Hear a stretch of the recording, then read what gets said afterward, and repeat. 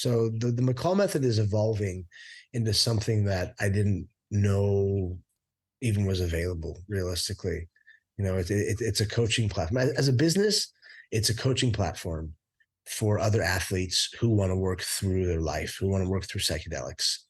Psychedelics is obviously the tipping point of what the work that we do, but there is a bunch of modalities within that we use to help them either retire or perform better. There's a couple lanes to take here. There's either what's next after, what's next after our life of sports, or even with veterans, what's next after the military, or even addiction, what's after addiction, what's this next step of life. But then there's also the fun part, which is sports performance, which is taking athletes like my bare knuckle boxer, Mark Irwin. I brought him to the fighting gods, and he won a world title. I mean, bare knuckle, just these. My fist isn't worked out. I already see my hands a little broken here. He won a world title on 7.5 grams of mushrooms, gummies, but it's a lot of mushrooms. Like we're pushing the boundaries of known reality and sports performance, a human optimization of flow state, of all these sort of things using plant-based medicines. When you say he won while he was on mushrooms, he was on mushrooms while he was fighting, or as part of his while he was fighting? Yeah, we do therapeutic sessions here on the reservation, and at a Native American reservation at a church we have called the Church for the People and Creator of Mother Earth. I'm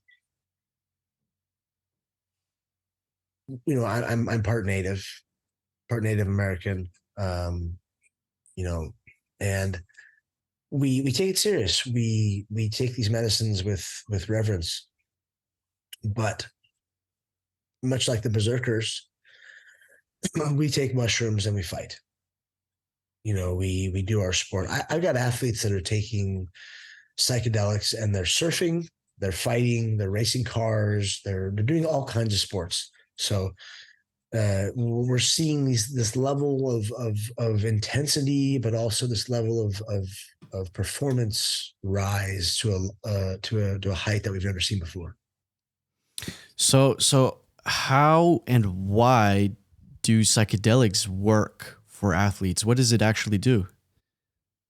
Well, first off, you have the healing aspect of it. Most athletes have brain damage. Most athletes end up hitting their head in some way, shape, or form in their sport. And when we can start to heal that portion of it, we get better, and then we enlighten them a bit. Okay, we get into the spiritual, we get into the profound changes that psychedelics can have in anybody's body. Because if you're an athlete, you have, if you've become a world-class athlete, you have put everything else aside. You have very little life skills. Those life skills are out the window because you are obsessed with becoming the best in the world at something. I was so selfish at one point in my life. I became the best in the world at fist fighting. Like that's a really hard pursuit, and it's very selfish, and you lose so many life skills.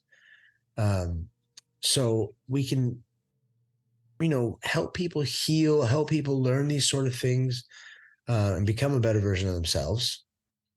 But then when it comes to flow state, when it comes to performance, it's flow state is a very broad term for people. People think, oh, it's the flow state. Like, no. Imagine all of your senses get heightened. You see better, you hear better. You even have your sixth sense where you can feel this person's energy. Let's say for a fight, for instance, you're moving and you're faking, you're doing everything. You can see the micro adjustments in their body, the way their shoulders move. You can hear their breath. You can see their face. You can see the structure of it. You can feel the pain. You can hear it. You can, when you break a man, it's like you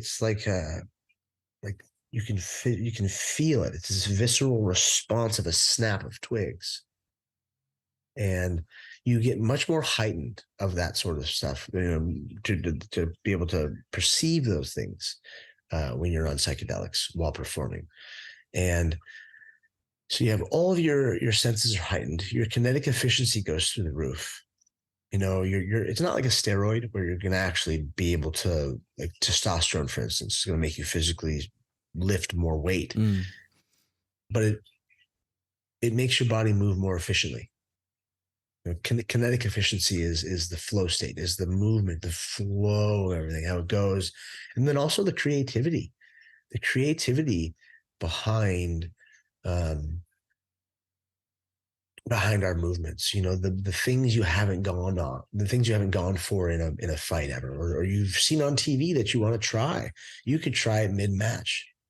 You could actually do these things, just like that. You just fall into it. And it's really neat to see athletes doing this. And it's happening all over the place. It's not just fighting.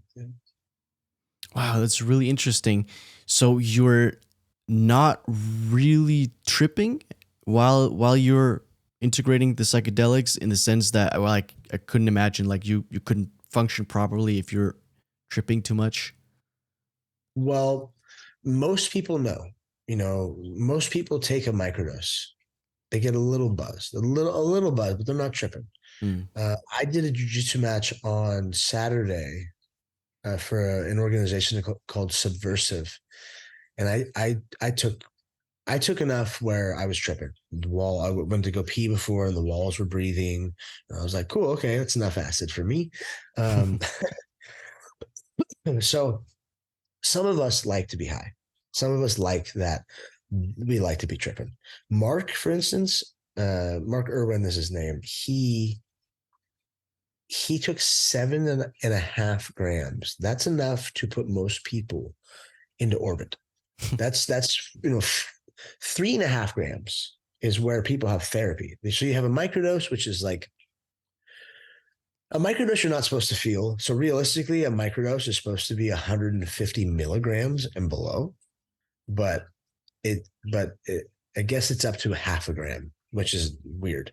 A half a gram you feel. A gram, I think from a half a gram to 2 grams is a performance dose, is what I like to call it. Is something you can go out and, you go to a museum, you go on a hike, you go do things, race a car or whatever it is, surf a big wave. Um, then once you get over 2 grams, you're more or less in the intimacy dose, where you probably shouldn't be doing anything. And that's only 2 grams. Most people, you take 2 grams, you want to cuddle, you want to lay on the lawn, you want to be outside, you want to have a good time, but you're not really doing much.